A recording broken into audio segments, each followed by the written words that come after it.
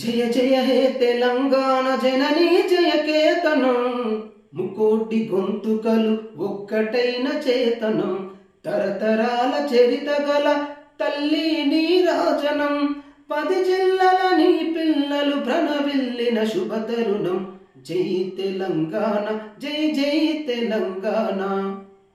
ఇవాళ జయ జయ హే తెలంగాణ ఈ తెలంగాణ పోరాటానికి ఒక చిహ్నం.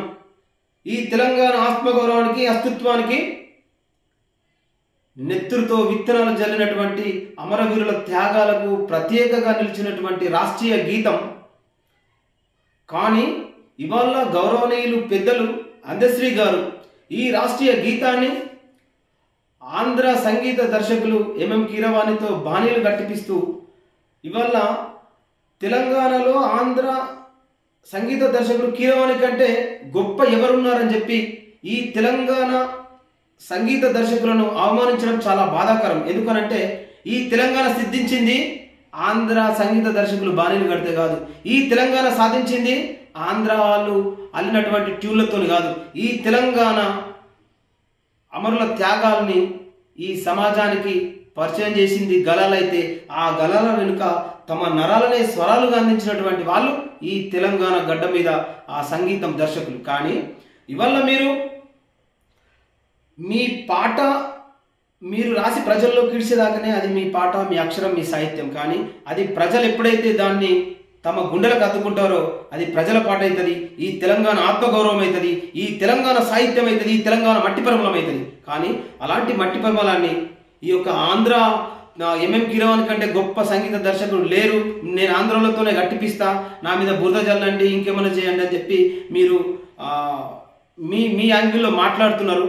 కానీ ఇప్పటిదాకా ఇన్ని సంవత్సరాల పోరాటంలో, ఇన్ని సంవత్సరాల మీ పాటలో ఎలాంటి మలినం కూడా లేకుండా మీరు చాలా ఉన్నతంగా సమాజాన్ని, మానవాళిని, మాయమైపోతున్న మనిషిని జాగృతం చేసే దిశగా మీ సాహిత్యంతో సమాజాన్ని మేల్కొల్పారు. కానీ ఇవాళ మీరు ఈ పాటకు బాణీ కట్టించడం తెలంగాణ ఒక్కరు కాకపోతే ఈ తెలంగాణ ఉద్యమంలో ఎవరెవరైతే అందరూ పార్టిసిపేట్ చేసిర్రో ఒక్కరికి పేరు కాదు, అందరూ కైగట్టే విధంగా, అందరూ దీంట్లో పార్టిసిపేట్ చేసే విధంగా అందరూ సంగీత దర్శకుల్ని సమకూర్చి వారందరికీ పేరు వచ్చే విధంగా దీనికి బాణీలు కట్టాలని చెప్పి నేను విజ్ఞప్తి చేస్తా ఉన్నాను. అదేవిధంగా ఇవాళ తెలంగాణకు సంబంధం లేని ఎక్కడో ఇటాలీలో పుట్టినటువంటి సోనియా గాంధీ ఈ తెలంగాణ రాష్ట్రాన్ని ఇచ్చింది అన్నారు.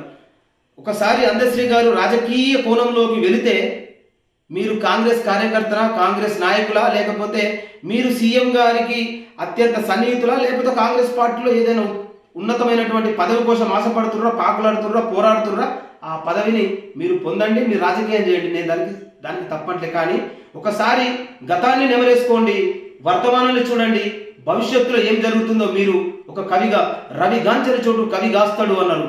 కానీ ఇవాళ కవి రాజకీయ రొంపిలో మగ్గుతాడో ఏమో అని చెప్పి నాకు చాలా సందేహం కలుగుతుంది. ఎందుకు అనంటే ఆనాడు హైదరాబాద్ సంస్థానాన్ని భారతదేశంలో కలిపింది కాంగ్రెస్ పార్టీనే. ఆనాడు నిజాం రాజును ఓడించి, నిజాం రాజుతో యుద్ధం ప్రకటించి, నిజాం రాజును ఓటమి పాలు గురి చేసిన తర్వాత అది భారతదేశంలో కలిపారు. ఓకే, ఇటాలీకి వెళ్ళి వచ్చిన ఆమెకి ఏం సంబంధము అనంటే ఈ తెలంగాణను 60 ఏళ్ల నుంచి వాళ్ళ కనసైగల్లో ఉంచుకున్నది, వాళ్ళ పరిపాలనలో ఉంచుకున్నది కూడా ఆ ఇటాలీకి వెళ్ళి వచ్చిన సోనియా గాంధీ గారి కుటుంబం, గాంధీ కుటుంబం. వారి చేతుల్లోనే ఈ తెలంగాణ ఉన్నది కాబట్టి వాళ్ళు ఇవ్వడం జరిగింది. ఇవాళ తెలంగాణ సిద్ధించడానికి సోనియా గాంధీ కాదు, ఇలా బాబాసాహెబ్ అంబేద్కర్ గారు రాసినటువంటి రాజ్యాంగ ఫలమే ఇలా తెలంగాణ రాష్ట్రం సిద్ధించడం. చిన్న రాష్ట్రాల ఆవశ్యకతను బాబాసాహెబ్ ఏనాడో పొందుపరచాడు భారత రాజ్యాంగంలో. ఓకే, ఆ మాట అట్లా ఉంటే ఇవాళ మీరు కాంగ్రెస్ కార్యకర్త, కాంగ్రెస్ నాయకులు ఎందుకని అంటున్నానంటే మీరు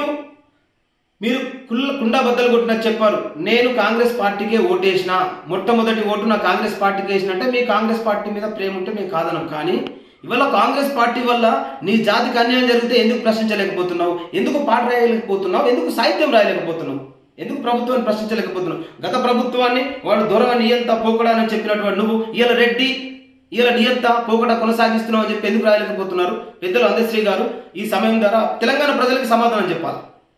ఇవాళ కాంగ్రెస్ పార్టీకి ఓటేసిన మీరు మీ సొంత స్వలాభం కోసం పాకులాడు మాకు సంబంధం లేదు. కానీ ఇవాళ మీరు ప్రజలకు సంబంధించినటువంటి సాహిత్యాన్ని, ప్రజలకు జరుగుతున్నటువంటి అన్యాయాన్ని మీరు విశ్లేషించకుండా, ప్రభుత్వానికి విన్నవించకుండా, ఇవాళ మీరు అంటున్నారు కదా, ఇవాళ కాంగ్రెస్ పార్టీకి మీరు ఓటేసారు కదా కాంగ్రెస్ పార్టీ. ఇవాళ కాంగ్రెస్ పార్టీ బీదబిక్కి పేద ప్రజలను ఏ విధంగా అణచివేస్తుంది ఒకసారి గుర్తుంచుకోవాలి.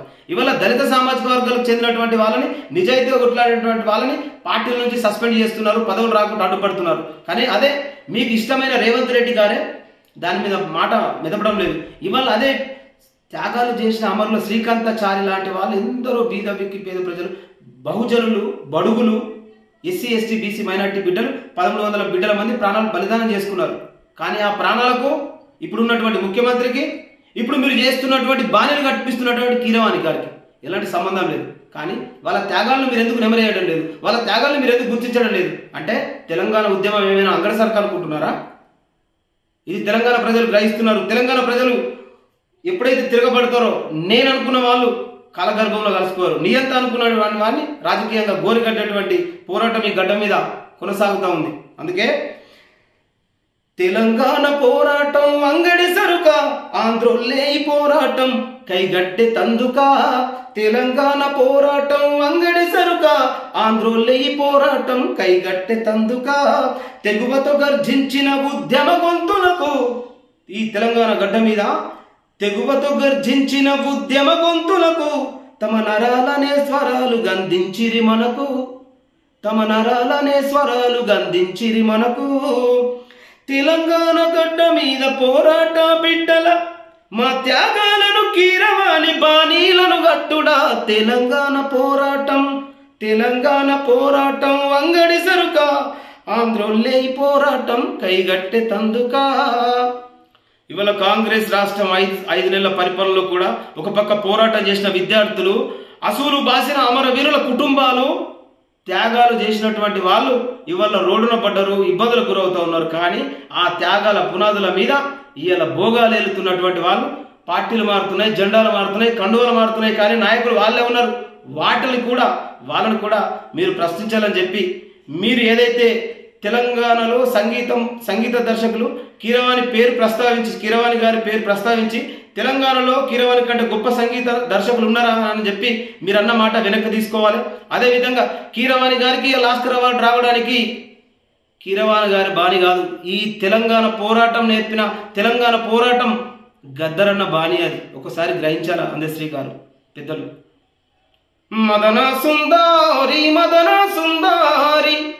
ఈ పాటను వాళ్ళ బాణిని కాపీ చేసి కొమరం భీముడో